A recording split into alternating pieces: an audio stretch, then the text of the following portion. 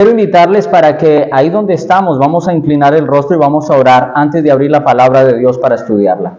Oremos. Querido Dios, gracias por tu amor y tu misericordia.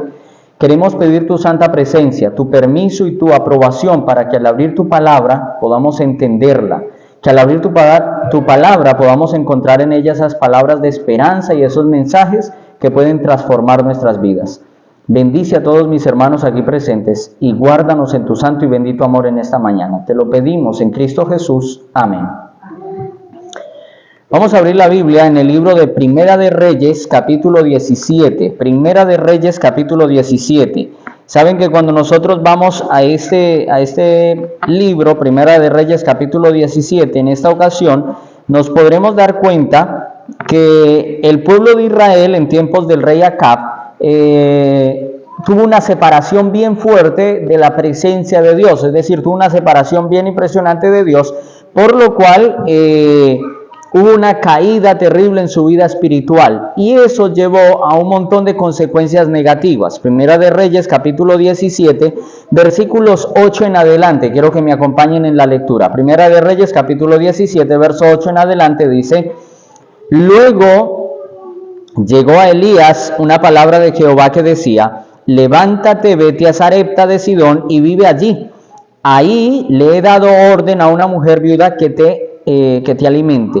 Ahora, cuando nosotros vemos esto, nos damos cuenta de que por causa del pecado había venido una sequía impresionante en todo lugar, en todo el sitio, y entonces esa sequía había llevado a toda la gente a pasar por necesidades. Ahora, hay algo, y es que Dios a su siervo le cuida y lo protege. Dios a sus suyos los protege. Entonces fíjense, viene una sequía terrible y Dios envía primero al profeta a que se resguarde en el arroyo de Querit. ¿Se acuerdan eso? Y allí en el arroyo de Querit, ¿cómo era alimentado el profeta? ¿Cómo Dios alimentó al profeta? ¿Recuerdan ustedes que enviaba unos cuervos que le llevaban carne en la mañana y carne en la tarde?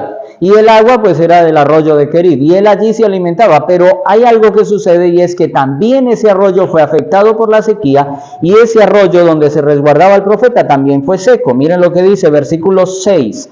Los cuervos le traían pan y carne por la mañana y por la tarde, y bebía del arroyo.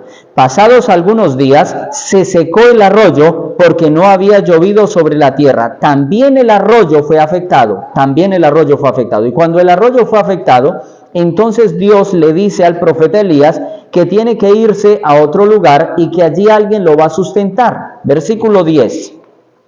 Entonces él se levantó y se fue a Sarepta. Cuando llegó a la puerta de la ciudad, había allí una mujer viuda que estaba recogiendo leña.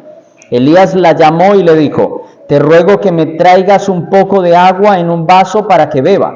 Cuando ella iba a traérsela, él la volvió a llamar y le dijo: te ruego que me traigas también un bocado de pan en tus manos. Ella respondió: vive Jehová tu Dios, que no tengo pan cocido, solamente tengo un puñado de harina en la vasija y un poco de aceite. Ahora recogía 2 leños para entrar y prepararlo para mí y para mi hijo. Lo comeremos y luego, ¿qué cosa? Moriremos. Versículo 13. Dice,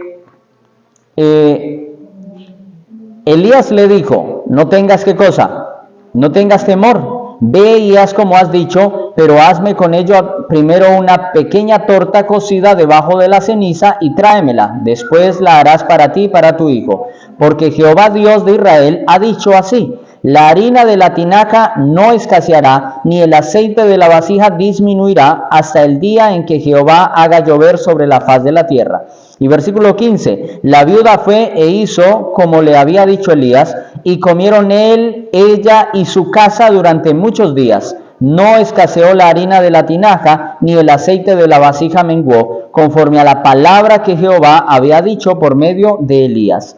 Ahora, aquí hay algo impresionante. Hay una sequía tremenda en todo lugar, y entonces Dios manda al profeta al arroyo, se reseca el arroyo y le dice: usted se va a ir a donde una viuda, y esa viuda lo va a sustentar. Ahora, si nosotros hubiéramos sido el profeta, ¿qué hubiéramos esperado? Que esa viuda fuera una viuda, ¿qué? Que una viuda rica, si uno va y pues la viuda es rica, uno dice, bueno, me voy con una viuda rica, y la viuda rica pues tiene mucha estabilidad. Pero cuando llega el profeta hasta donde es el lugar, ¿se encontró con la viuda? Sí, pero el punto era que no era una viuda rica, era una viuda ¿qué? Era tan pobre, ¿cómo? Era re pobre, era tan pobre que cuando él vio la viuda, él se dio cuenta de la condición. Ahora les digo una cosa, allí tuvo que comenzar a probarse la fe del profeta, tuvo que comenzar a probarse los conceptos que tenía el profeta, y saben, allí comenzó el profeta a tener que hacer lo que dice Hebreos 10:38, el justo vivirá ¿por qué cosa? Vivirá por la fe, porque si usted va a que lo sustente una viuda, y usted llega donde la viuda, tras de que no es pobre, es re pobre la viuda, ¿usted con qué cara le va a ir a pedir a esa viuda que le dé algo? Eso solo lo hace alguien que tiene ¿qué cosa? Que tiene fe y cree en la palabra de Dios. Entonces el profeta, viendo la condición de la viuda, dice que él le dijo a la viuda, venga, yo necesito que me dé ¿qué cosa? Un vaso de agua. Primero le pidió un vaso de agua, ahora le pidió, yo quiero que me traiga agua para beber. ¿Cuál era el problema que había en todo el lugar? Sequía. ¿Qué era lo que no había? No había agua. ¿Y él qué le estaba pidiendo? O sea, estoy loco. Hay una sequía, todo el mundo muere de sed y usted me pide agua a mí. O sea, soy viuda, soy pobre y me pide agua a mí. Pero había algo, esta viuda que hacía parte del pueblo de Dios, aunque no hacía parte de la iglesia, ¿entienden eso? Ella no era de la iglesia, pero sí era del pueblo de Dios. Es decir, esa viuda no era del pueblo israelita, ¿cierto que no? Ella era una extranjera, pero hacía parte del pueblo de Dios. Sí, ¿por qué? Porque esa viuda, aunque era extranjera, había escuchado de Dios y había decidido vivir de acuerdo a las enseñanzas de Dios. Y esa viuda actuó como actuaría Jesús en esas circunstancias. Cuando el profeta le pide agua, allí la fe de la viuda también comienza a ser probada. Y ella no lo duda. ¿Ella qué hace? Listo, aguante, le voy a ir a traer agua. Pero mientras va por el agua, el profeta vuelve y la llama y le dice, venga, venga acá. No solo me traiga agua. Quiero que me traiga ¿qué cosa? Pan. Yo quiero que me traiga pan cocido. Ahora, el profeta era descarado. Ahora, no solo le pide pan cocido, le dice, venga acá. Pero yo le voy a decir cómo quiero que me lo prepare. Yo quiero que me lo prepare debajo de la ceniza. A mí no me gusta que me lo haga encima. Me lo haga debajo de la ceniza. Tras de todo exigente. Tras de que no había ni leña. ¿Verdad? El punto es, aquí comenzó a tener una prueba impresionante para la fe de la viuda. Y en ese momento la Biblia me registra que la viuda se detuvo, dio la vuelta y no le dijo yo no te voy a dar. No, la viuda le expresó y le contó sus miedos, le contó su realidad y le dijo, mira, lo que pasa es lo siguiente. La verdad es que yo no tengo pan cocido. Lo único que tengo es un poquitico de harina y un poquitico de aceite. Y yo estaba recogiendo esta leña y ¿qué pensaba? Voy, preparo el poquitico de pan que me sale de eso y después de eso me lo como y espero ¿a qué? Porque no tengo más nada, no tengo absolutamente nada. Ahora, hay algo importante, las viudas en ese contexto y en ese lugar, las viudas eran los sujetos más vulnerables de la sociedad, era lo más débil de la sociedad. Ahora, cuando quedaba una viuda, normalmente los que se tenían que hacer cargo eran los familiares, pero en el caso de esta viuda, ¿cuántos familiares estaban allí para ayudarla? Ni uno, solo el hijo y era pequeño y pues ni modo, o sea, estaba mal la pobre viuda. Ahora, Cristo enseñó una verdad muy importante en Mateo capítulo 6, verso 33, dice, mas buscad primeramente ¿qué? Es decir, debemos poner en primer lugar ¿a quién? Ponga en primer lugar a Dios. Cuando el profeta la llama y le dice, venga, aguante, vaya, hágame un poquito de pan y tráigame primero ¿a quién? Tráigame primero a mí y después come usted y su hijo.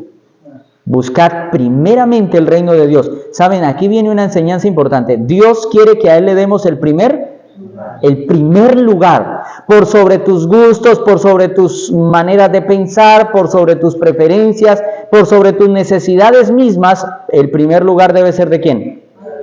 El primer lugar debe ser de Dios. Ahora, la viuda estaba allí, ella no lo dudó y entonces ella le cuenta todo eso a Elías, pero aquí viene algo que Dios siempre hace cuando nos hace pedidos que ponen a prueba nuestra fe. ¿Qué hizo Elías? Le dio una una esperanza, una promesa. Le hizo una promesa. ¿Cuál era la promesa? Le dijo, venga acá, usted me trae a mí y yo le prometo una cosa. O más bien Dios el que yo sirvo le promete una cosa. Nunca se le va a acabar esa harina mientras esté la sequía y nunca se le va a acabar ese aceite mientras esté la sequía. Pregunto, ¿cuántos de ustedes, si alguien viene, usted tiene ese poquitico, lo último que le queda, y viene y le dice eso, ¿cuánto le creerían?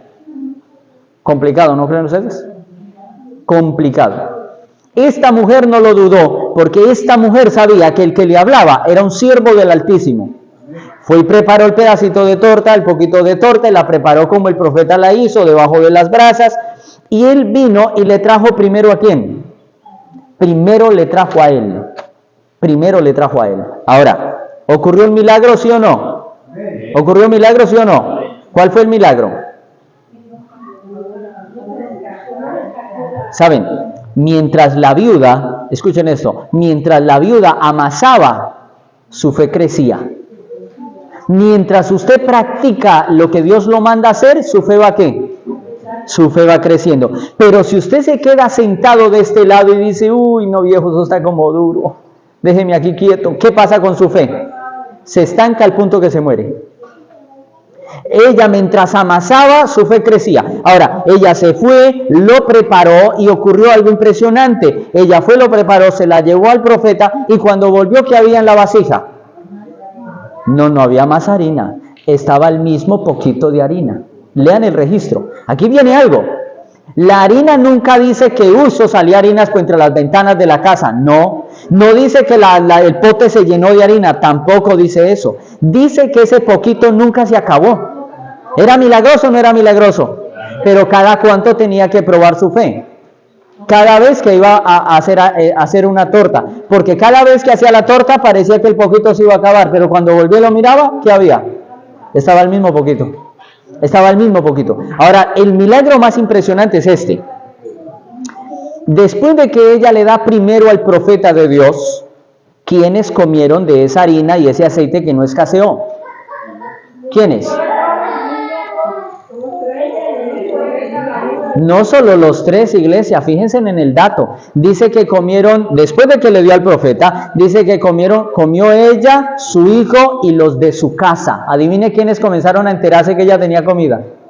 Ay, caramba, ahí se aparecieron los parientes que debieron estarla cuidando, no la cuidaban, pero cuando se enteraron que a ella no le faltaba y que tenía mucho pan para hacer, mucha harina para hacer pan, entonces comenzaron a llegar. ¿Y quiénes comieron? Toda su casa. Cuando en la expresión allí en el libro Reyes dice que toda su casa, quiere decir a todos sus parientes que no habían tenido cuidado de ella, pero que ahora que ella tenía una bendición especial, ella pudo bendecir a muchas más personas. Entonces fíjense en esto. Cuando tú le das el primer lugar a Dios, no solo bendice tu vida, tú te vuelves en una bendición ¿para quiénes?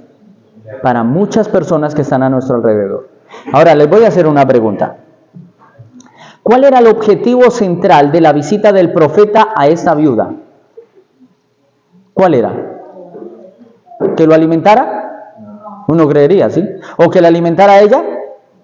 ¿Cuál era el objetivo central? ¿Lo han notado? Sí, pero le voy a decir algo.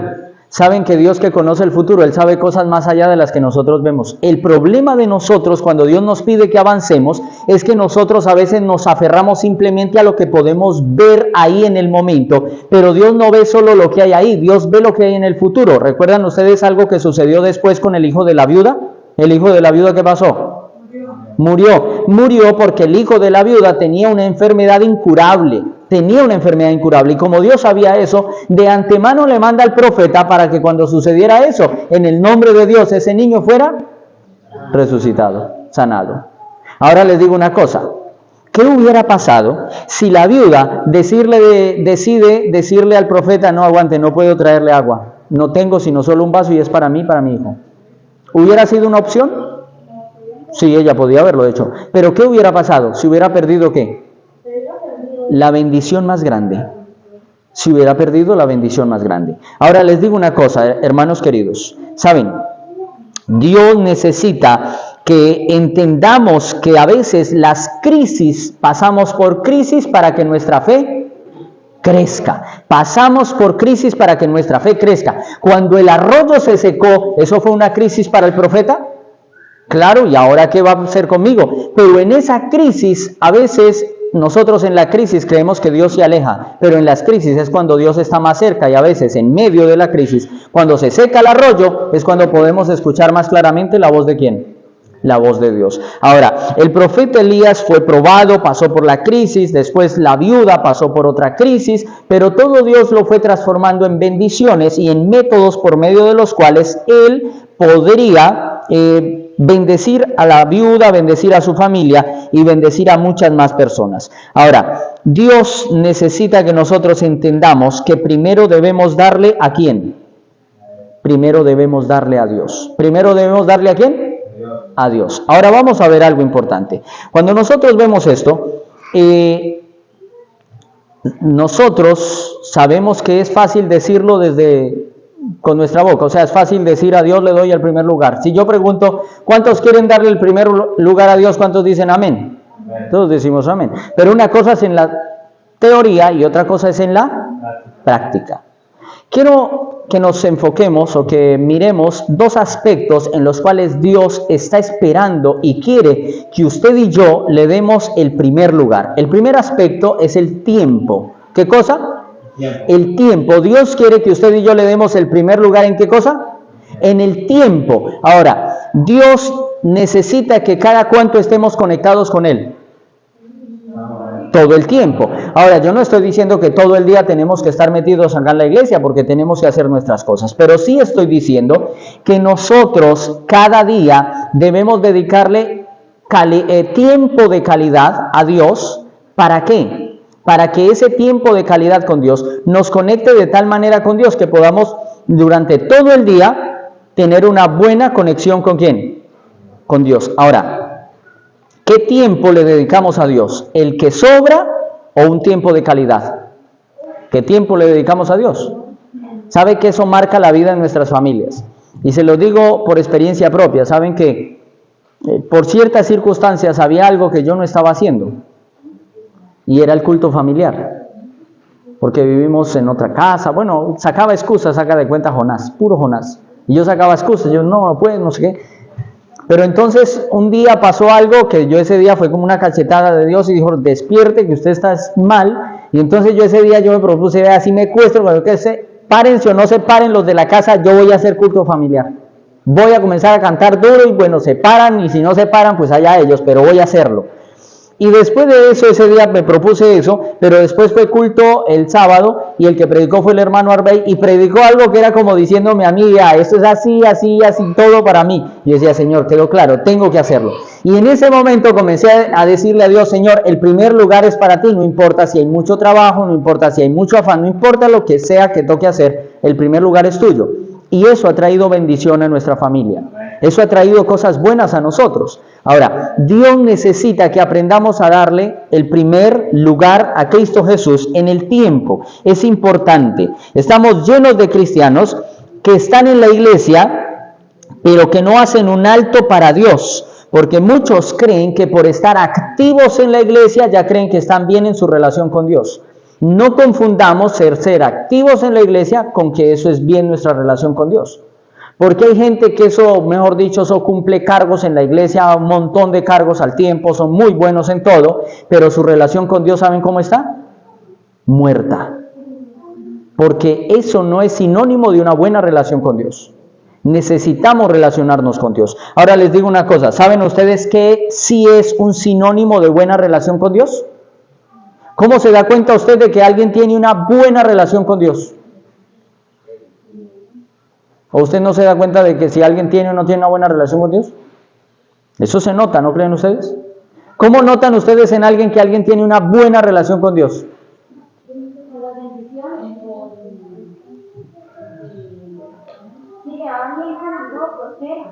Sí, puede ser. Pero también hay algunos malvados que son bien sinvergüenzas y prosperan. El modo de tratar a los demás. Por el testimonio. Claro, Cristo lo definió de esta manera: por sus frutos los conoceréis, por sus frutos los conoceréis, y los frutos son nuestra familia, los frutos son nuestros vecinos, los frutos son todo lo que hacemos, son frutos, y eso debe mostrar cómo anda nuestra relación con nuestro Dios. Ahora, ¿cuántos de nosotros no sabemos que hay que poner a Dios en primer lugar? Todos sabemos eso. ¿Lo sabemos o no lo sabemos? Ahora, ¿lo ponemos en primer lugar?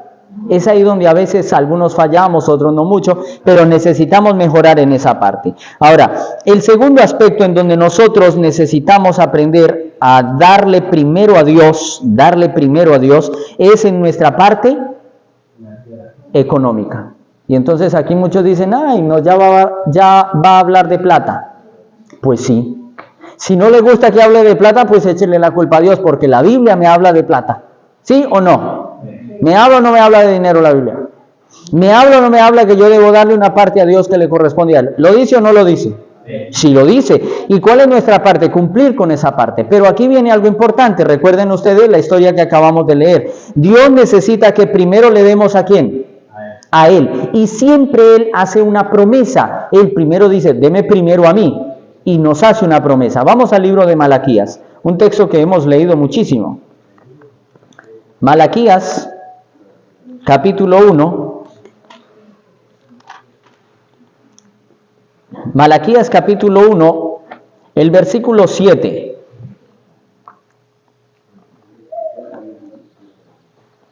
Malaquías, capítulo 3, versículos 8 al 10. Dice, ¿robará el hombre a Dios? ¿Quién creen ustedes que qué hombre se atreverá a robar a Dios?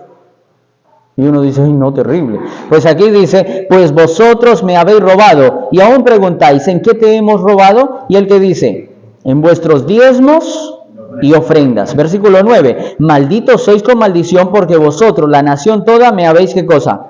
Me habéis robado. Y dice el verso 10, traed todos los diezmos, ¿a dónde? ¿Qué es alfolí? Casa de Dios, el templo. Traed todos los diezmos al alfolí, y haya alimento en mi casa, Probadme ahora en esto, dice Jehová, y aquí viene la promesa. A ver, dice Jehová de los ejércitos, a ver si no abro las ventanas de los cielos y derramo sobre vosotros, ¿qué cosa? Bendición hasta que sobreabunde. ¿Hay una promesa? Sí. Ahora, si Dios dice, buscad primeramente el reino de Dios y su justicia, y todas las cosas os serán añadidas. Si Dios dice que si yo le doy a Él primero, Él me va a dar todo lo demás. ¿Cuánto es todo? Todo es todo. ¿Cuántos creemos que eso es verdad? Por eso es que vivimos tranquilos, ¿cierto? Muchos viven tranquilos, otros viven a veces desesperados. Ahora, el punto es el siguiente. Dios anhela que primero le demos a Él. Dice, probadme, o sea, pruebe. Ahora, ¿con quién es la prueba? ¿Con el pastor? ¿Con la iglesia? ¿Con los líderes? ¿Con los que administran? No, la prueba es directamente con Dios. Probadme en esto. ¿Saben? Dios dice, si tú me das a mí el diezmo y la ofrenda, yo te aseguro que el aceite y la harina no van a faltar. Y le digo algo, la harina, como dijimos, no se multiplicó y un montón de harina por todos lados, no. Solo que la harina nunca se acabó, no faltó. Así que tú siendo fiel a Dios, puede que mañana no salgas con un testimonio a decir, uy hermanos, yo soy fiel a Dios y soy multimillonario después de 2 meses de fidelidad. Puede que ese no sea su testimonio. Pero ¿sabe cuál sí puede ser su testimonio? No he visto justo desamparado, ni su descendencia que mendigue pan. Quizás tu testimonio no sea que eres millonario al otro día, pero tu testimonio sí puede ser que Dios nunca te ha desamparado y siempre te ha provisto de lo que necesitas. ¿Amén? Amén. ¿Para cuántos eso es una realidad? Amén. ¿Es rico depender de Dios? Amén. Es rico depender de Dios. Saben que la semana antepasada, la moto que tengo, ya estaba fatal, ¿no? Y eso botaba más humo que nada, o sea, estaba re mala esa moto.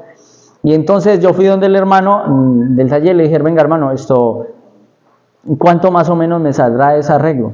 Pero eso fue tiempo atrás que yo fui donde él. Entonces me dijo, no, eso le sale por ahí en tanto. Entonces yo dije, bueno hermano, entonces voy a ahorrar y cuando lo tenga pues la traigo. Ahí que vaya aguantando la moto.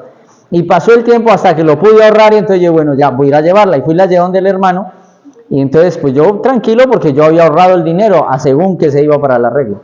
Pero nomás comenzó, la desarmó y no se tocaba cambiarle un montón de cosas. Y cuando me dice, hermano, va tanto, iban más del doble. Yo, santísimo, ¿y de dónde vamos a sacar el billete? Porque yo no tenía.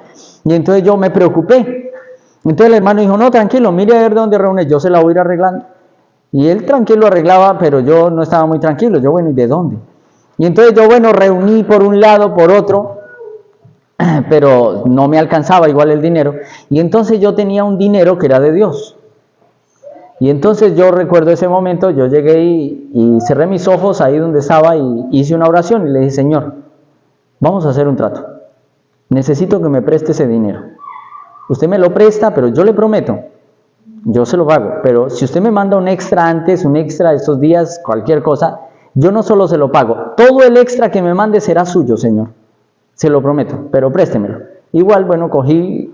Igual no alcancé a pagar todo, pero pues no le llevaba como tan poquita plata al hermano porque me daba pena. Y fui y aboné al pago de la moto. Bueno, ese día en la noche nos invitaron porque había por allá un cumpleaños y me invitaron a tener una meditación para la cumpleañera. Y entonces cuando íbamos subiendo a pie, porque todavía no me han entregado la moto, cuando subíamos a pie con mi esposa hacia ese lugar, íbamos arriba hacia el parque, cuando pasó alguien en una moto. Y entonces nos saludó, bueno, chao, no sé qué. Nosotros seguimos normal, pero después el de la moto se devolvió y nos alcanzó. Y cuando llega y se manda la mano, ay, hola hermano, ¿cómo está? Y me saluda, y se manda la mano al bolsillo y me da dinero. Y yo, qué bueno, yo, bueno, gracias hermano, yo guardé el dinero y bueno, seguimos caminando. Entonces enseguida mi esposa llega y me mira y me dice, ¿usted se acuerda lo que usted le dijo a Dios? O sea, todo lo que me habían dado no era mío, ¿de quién era? Era de Dios. Y yo decía, uy, ¿verdad? Sí. Y sí, se lo entregué a Dios, no crean que me lo robé, no, sí se lo entregué a Dios. Ahora, se lo entregué a Dios, pero lo lindo de eso es que cuando tú pruebas con Dios, o sea, Dios manda más. Eso es una cosa genial. Dios abre las manos, abre las ventanas del cielo y derrama sobre vosotros, ¿qué cosa? Bendición hasta que sobreabunde. ¿Cuántos creen que eso es real? Dios dice, probadme en esto, dice Jehová. Ahora, aquí viene algo. Cuando nosotros hablamos de dinero, entonces nosotros comenzamos a tener una lucha con nuestra mente, muchos, porque entonces comenzamos a decir, venga acá, pero es que en la iglesia hay corrupción, en la iglesia hay mala administración. ¿Eso es verdad o es mentira? Eso es verdad, hay mala administración. ¿Hay ladrones? Sí, seguramente los hay. ¿Hay plata que se desvía quizás? A lo mejor. Pero yo te quiero llevar a meditar en algo. En el libro de Malaquías, cuando Dios está diciéndole al pueblo, traigan los diezmos al alfolí, pruébenme en esto. Él está diciéndole al pueblo en el tiempo de Malaquías que diezme y ofrende. Ahora la pregunta es, ¿cómo eran los líderes en el tiempo de Malaquías? ¿Eran buenos o malos líderes? Malísimos. Vamos a leer algunos versos que describen los líderes en el tiempo de Malaquías. Capítulo 1 de Malaquías, el versículo 7. Dice... ¿En qué ofrecéis sobre mi altar?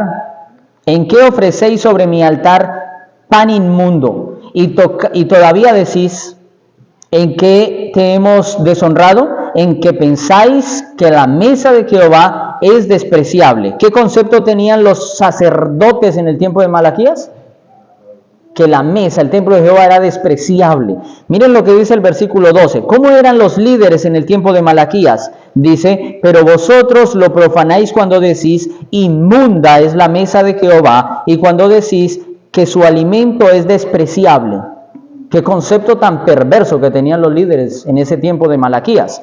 Miren lo que dice el verso 13. Además habéis dicho, qué fastidio es esto, y me despreciáis, dice Jehová de los ejércitos.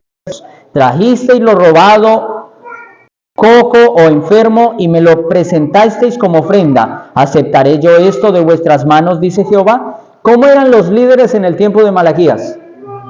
Eran bien dañados, bien perversos. Eran ladrones, eran injustos, no eran consagrados a Dios, no administraban bien. Y a pesar de que eran tan terribles, ¿qué le pide Dios en ese momento al pueblo? Traigan todos los diezmos y las ofrendas, ¿a dónde? A mi templo. Porque es que la prueba no es con los sacerdotes, la prueba no es con los líderes, la prueba es con ¿quién? El que te bendice, ¿quién es? Dios. Nosotros debemos ser fieles con Dios. El resto, pues que dé cuentas cada quien de lo de cada quien. Capítulo 2 de Malaquías, verso 8 dice, mas vosotros os habéis apartado del camino, habéis hecho tropezar a muchos en la ley, habéis corrompido el pacto de Leví, dice Jehová de los ejércitos. Los líderes en ese tiempo Estaban totalmente pervertidos. Estaban totalmente pervertidos. Y aún en esas circunstancias, Dios está diciéndole al pueblo, traigan el diezmo y la ofrenda. Amén. ¿Debemos ser fieles o no debemos ser fieles? ¿Vale la pena ser fieles? Entonces alguien me dice, no, venga acá, pero es que eso fue en el Antiguo Testamento. Vamos a ver un caso del Nuevo Testamento directamente con Jesús. Vamos a San Lucas, capítulo 21. San Lucas, capítulo 21. Y quiero que me acompañen leyendo del versículo 1 al versículo 4. Levantando los ojos, vio a los ricos que echaban sus ofrendas en el arca de las ofrendas. Vio también a una viuda, aquí aparece otra vez una viuda, muy pobre, era igual que la otra, bien pobre. Una viuda muy pobre que echaba allí, ¿cuánto? 2 blancas. Y dijo, en verdad os digo, Jesús dice eso, que esta viuda pobre echó más que todos, pues todos aquellos echaron para las ofrendas de Dios de lo que les sobra, pero esta de su pobreza echó ¿cuánto? Echó todo el sustento que tenía. ¿Quién según Jesús había dado más? ¿Cuánto dio? 2 blancas. Eso eran las 2 monedas de más bajo valor en ese momento. Ahora, póngase usted en los zapatos de Jesús por un momento. Si usted hubiera sido ese que está mirando a lo lejos, si usted sabe todo, usted supiera todo lo que sabía Jesús, y ve esa viuda que va a ir a echar allá, y usted sabe que cómo estaban los sacerdotes en el tiempo de Jesús. ¿Cómo estaban? Perversos, eran tan perversos. Recuerden que uno de ellos estaba allí porque había sobornado para estar allí en ese puesto. Además de ellos mismos fueron los que mataron a nuestro Salvador, los que instigaron a la turba y todo lo demás. O sea, eran supremamente malos. Póngase en los zapatos de Jesús, estando allí conociendo todo eso, ¿qué le hubiera dicho usted a esa viuda? Y venga, señora, mejor vaya y cómprese una panelita, señor, no se ponga en bandidos ahí sin vergüenza, no eche eso ahí. ¿Jesús le dijo eso a la viuda? No, él dejó que lo echara. Y al contrario, exaltó la actitud de la viuda y dijo, ella echó más que todos, porque todos echaron de lo que les. ¿Y ella echó cuánto? Ella echó todo. ¿Cuánto le das tú a Dios? Dios no quiere que le demos algo. Dios quiere que lo demos, ¿cuánto? Todo. Saben, cada vez que nosotros nos llega el sueldo, el pago, lo que le llegue a usted, cualquier ingreso que le llegue, ¿qué es lo primero que debemos sacar? Lo que le pertenece a Dios. Nuestro diezmo, que es el 10%, y la ofrenda, que yo considero que es otro 10%. El diezmo y la ofrenda debe ser lo primero para Dios. Y deben ser, yo considero eso, deben ser los billetes más ¿qué? Más bonitos. Porque a veces pasa, ¿no? Que llegan aquí y van a echar el diezmo y buscan lo más feo, lo más viejo. ¿Usted le daría lo peor a Jesús o lo mejor? Parecen cosas simples, pero todo eso transmite algo que se va alimentando en nuestro corazón. ¿Qué le damos a Dios? Dios quiere que le demos todo, que le demos lo mejor, que le demos primero a Él. La viuda le dio primero al profeta de Dios, porque esa viuda creía que el Dios de ese profeta era un Dios como real y poderoso. ¿Cuántos creen que su Dios es real y poderoso? Dios bendiga nuestras vidas. Saben, Dios, cada vez que nos llega un ingreso, Dios se acerca a nosotros y nos dice, deme primero a mí. Deme primero a mí. No dude, hermano querido, cada vez que tenga su ganancia, su ingreso, no dude darle primero a Dios, porque la prueba es con Dios, el trato es con Dios, el que lo pide es Dios. Y vamos a terminar yendo al libro de San Mateo, capítulo 25. Mateo capítulo 25, en el versículo 21. Mateo capítulo 25, versículo 21 dice, su Señor le dijo, bien, buen siervo y fiel, sobre poco has sido fiel, ¿sobre qué? Sobre mucho te pondré, entra en el gozo de tu Señor. ¿Cuántos quieren entrar en el gozo de Dios? Amén. Necesitamos aprender a ser como fieles a Dios, darle primero a Dios. Y terminamos yendo a la lectura bíblica que está en Proverbios capítulo 20, el versículo 6, y dice, muchos hombres se dicen piadosos, pero un hombre fiel, dice la versión que tengo acá, pero un hombre fiel, ¿quién lo encontrará? ¿Es difícil encontrar hombres fieles? ¿Es difícil encontrar hombres fieles? Bueno, y se refiere a hombres y mujeres. ¿No es difícil encontrar a hombres y mujeres fieles? Iglesia, Dios necesita que nosotros aprendamos a ser como fieles. ¿Se nota una persona fiel o no se nota una persona fiel? ¿Se nota o no se nota? Sí se nota. Se nota una persona fiel. Las personas fieles en la historia de Dios fueron hombres grandes que conmemoraron el nombre de Dios por donde caminaban, porque su testimonio dejaba claro que el Dios en el que ellos creían era lo primero y lo más importante para sus vidas. Dios quiere ser el primero en tu vida. Dios quiere ser el primero en tu vida. Darle el primer lugar a Cristo Jesús. ¿Cuántos queremos aprender a ser fieles? ¿Cuántos queremos enseñarle a nuestros hijos y nosotros mismos enseñarnos a darle primero a Jesús? ¿Cuántos queremos eso? ¿Qué les parece si hoy consagramos nuestras vidas a Dios y le pedimos que nos haga fieles a Él como debemos serlo, para la honra y la gloria de nuestro Dios? Amén. Vamos a colocarnos de rodillas. Sí, amante Padre que estás en el cielo, gracias porque tú nos prometes tu santa protección, tu amparo y fortaleza cuando nosotros te damos el primer lugar a ti, Señor. Ayúdanos a ser fieles en todos los aspectos de nuestra vida, en el tiempo, en la parte económica, en nuestros talentos. Pero, Señor, ante todo te rogamos que nuestras vidas puedan confiar plenamente en ti, sin importar cuáles sean las circunstancias. No importa si el arroyo se seca, que sepamos que en ti tenemos amparo y fortaleza, nuestro pronto auxilio en las tribulaciones. Levántanos con tu poder y permite, Señor, que nosotros como iglesia podamos ser un testimonio vivo y eficaz para las personas que están a nuestro alrededor. Gracias porque nos escuchas en los méritos de Cristo Jesús. Amén.